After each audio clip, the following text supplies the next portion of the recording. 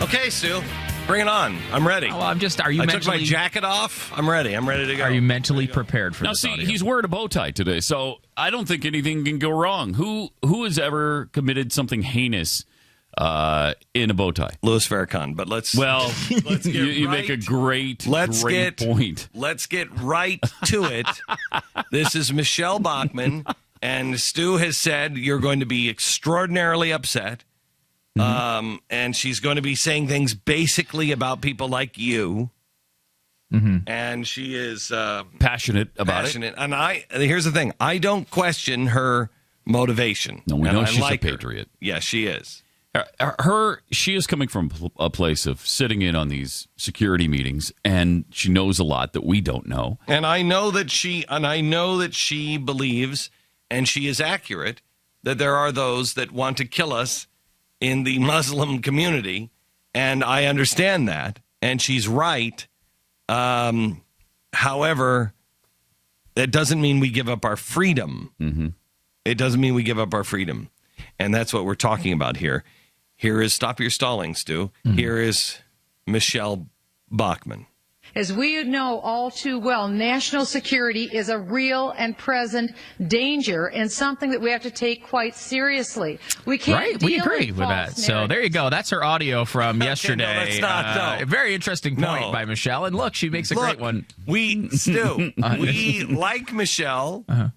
It's going to be okay. We might say some things that we regret later. No, well, let's not do that. Let's think about... Play it! And a false narrative has emerged that the federal government is taking in the content of Americans' phone calls. It's not true. It's not happening. Yes, it is. She's promoting a false narrative there because it is true. They are collecting it all. No one is saying, at least we're not, that they're listening to it right now. We're saying that the possibility exists because they are collecting and storing it. Michele Bachmann.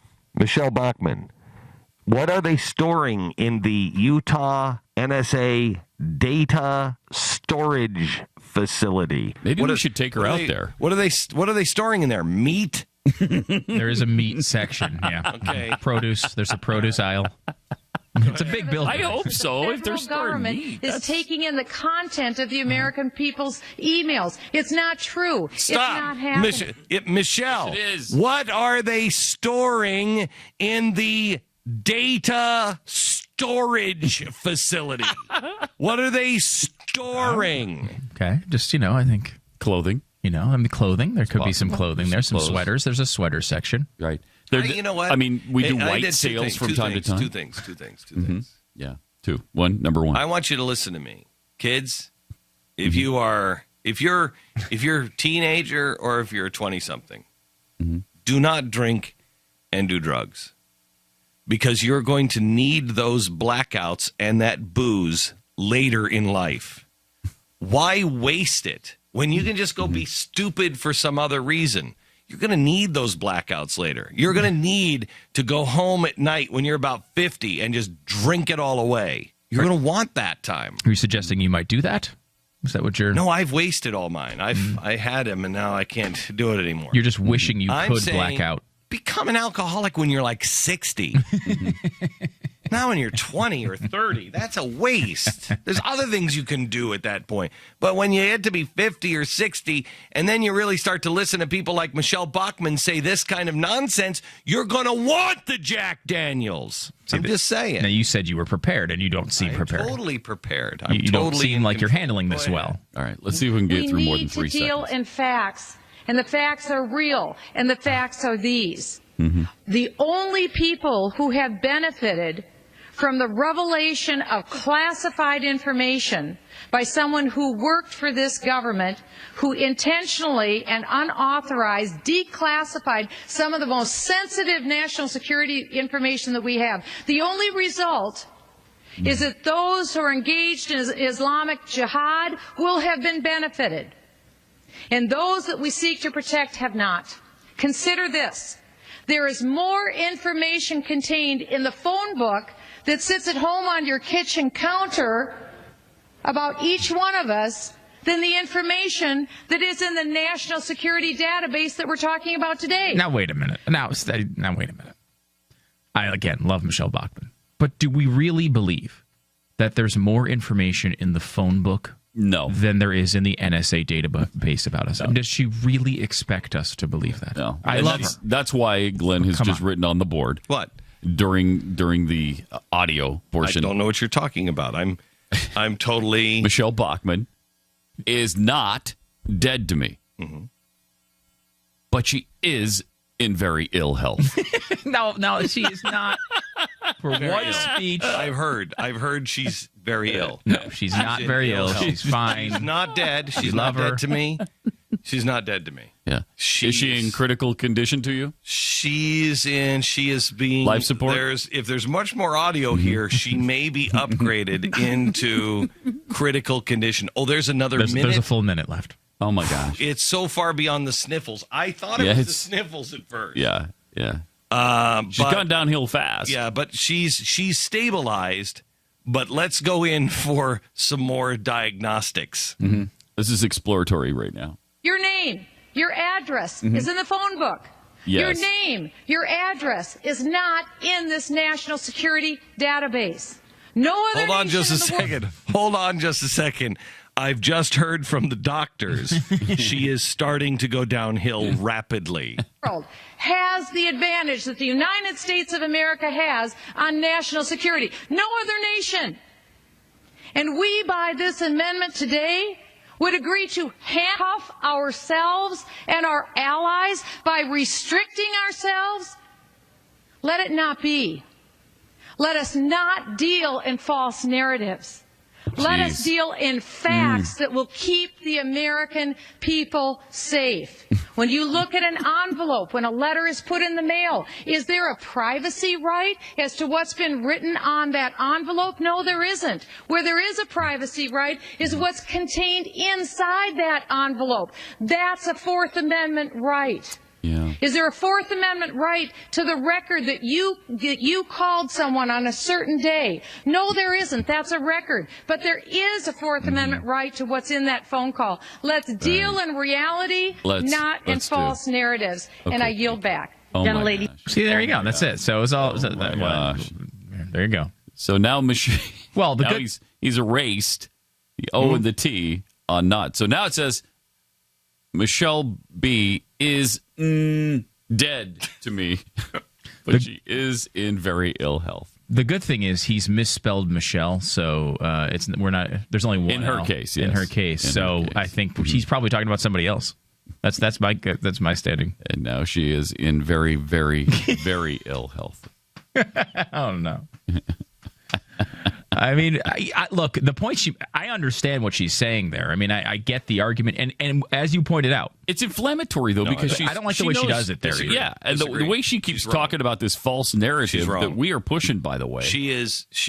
It's totally cool to say we are in serious critical condition, which she happens to be in the Glenn Beck wing of really, really, really almost dead to me people. From one speech, she's agreed with you and fought impossibly hard battles for you and with you. I should say, not for you, but with you for how many years? I'm fickle. You are very fickle. Mm-hmm. I'm also tired today. You look tired, and this could be part of this scenario. No, here's the thing. I mean, I'm obviously joking. Yes. She's not dead to me. But she is in ill health. She has to go. This has got to stop. I have no problem. I would say on this whole speech, if she would take away the false narrative, yes, and that no one is storing, much more easily swallow it. If no one is storing, she can say, "Look, they are storing, and I'm concerned about it." Nobody's reading your stuff, but they are storing. They are keeping record. They're keeping record on every single American. What do you think the Utah Data Storage Center is for, Michelle? Please don't treat me like a moron. What are they storing in there? They're not storing eggs and meat, and they don't have like a little veggie tray in there. They're storing our records, our information. They have more information, and this universal health care is going to make the NSA look like a rookie. They are storing information on every single American. All of our movements, all of our emails, and all of our purchases, all being stored. We know that. Now, if you want to make this point, here's how you make the point. Look, I'm on the intelligence community. I'm on the committee. I get secret reports, and I'm telling you right now, this country is about to come undone. This country, the American people don't know what a precarious situation we're in.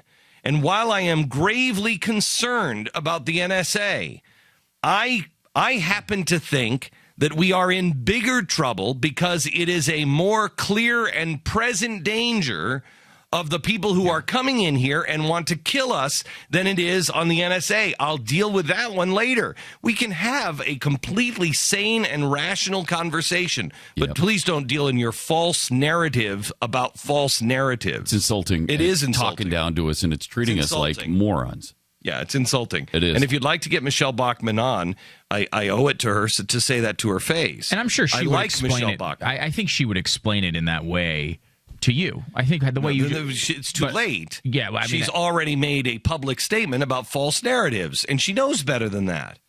And it's disappointing. Look, Michele Bachmann was at Kufi 2 nights ago. She sat there. I don't even know if she spoke. She sat there because she believes in it. She is a good, decent woman. She didn't even speak. She was just there. Right. I mean, I really like Michele Bachmann, and I think she's right on many things. She is right about Islamic extremism. She is right about what is happening to our country. She's right about the threats that we face. But I happen to believe that if we start to criminalize everybody and forget about, don't talk to me about the phone book. First of all, nobody uses the phone book anymore. Don't talk to me about the phone book. I know that the post office is taking pictures of every letter, et cetera, et cetera. Who uses a letter anymore? And that's the thing. Like I get that you might. I mean, you are sending it through a government service, and you might expect that that's not the front of your letter. Maybe, but you have a private relationship with your phone company. You make a call through a private organization. That's right. You have a relationship with them, and you don't have an expectation of privacy with them. You know they know who you're calling, but you don't expect everyone to know it. And it's ridiculous to say that there's not an expectation of privacy. Of course there is. Of course there is. Big difference between my company. A big difference between the private company and the government. Yeah. Right. And here's the thing. The private company, I make a deal with a private company. I'm going to use your service. You'll have my information. I understand that. If the government thinks I'm a criminal, then get a frickin' warrant. Get a warrant. I have a right to my papers and my stuff. Yeah. I have a right to that. If you want to look into my life, get a warrant. And get a warrant in a regular court, not one that's buried underneath in a star chamber in the Capitol building. I've never believed in star chambers. We have, according to the Washington Post, we have a secret court now underneath the Capitol in that visitors complex. Well, isn't that where the FISA court is? Yes. Isn't that what we're saying? Yes, it's a giant ruse. That whole visitors center, that was a giant ruse. Why did that thing cost $750 million? I don't know. I'd like to know what's underneath that center. But that's where the FISA court is. And according to the Washington Post, they're saying they're making Supreme Court-style decisions that nobody even knows about. That's not our system. That's not our system. I don't recognize that system. That's a star chamber system.